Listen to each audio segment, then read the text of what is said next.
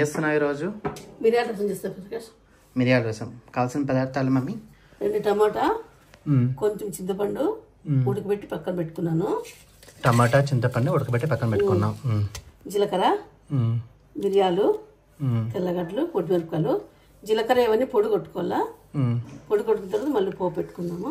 ఏమేమి పెట్టుకోవాలి? జీలకర్ర, మిరియాలు పొడి కొట్టుకోవాలి. పొడి కొట్టుకోవాలి. తెల్లగడ్డ కూడా పొడి కొట్టుకోవాలా. జీలకర్ర, మిరియాలు, తెల్లగడ్డ దంచుకోవాలి. దంచుకున్నాము.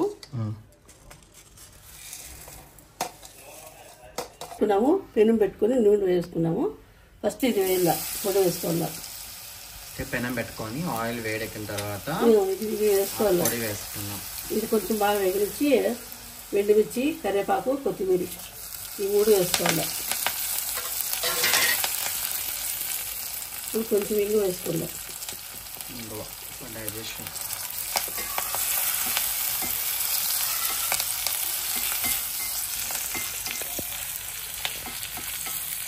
ఇది కొంచెం వేగితే చాలు, ఎక్కువ అయితే మాడిపోతుంది.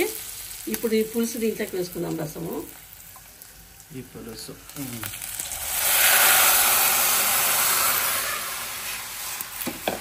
ఇప్పుడు 1 స్పూన్ ఉప్పు వేసుకుందాం, రాళ్ళు ఉప్పు. ఓకే. టమాటా చింతపండు రసం వేసుకున్న తర్వాత ఉప్పు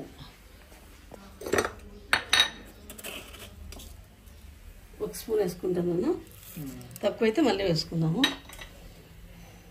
ఇప్పుడు 1 పొంగు వస్తే చాలు. ఇది ఎక్కువ ఉడకాల్సిన అవసరం లేదు.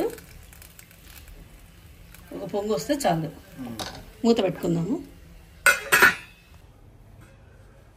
1 పొంగు వచ్చినాక రసం రెడీ అయిపోయింది. ఇప్పుడు స్టవ్ కట్ చేస్తాను ఇంకా. ఓకే. సో వేడి వేడి మిరియాల రసం రెడీ.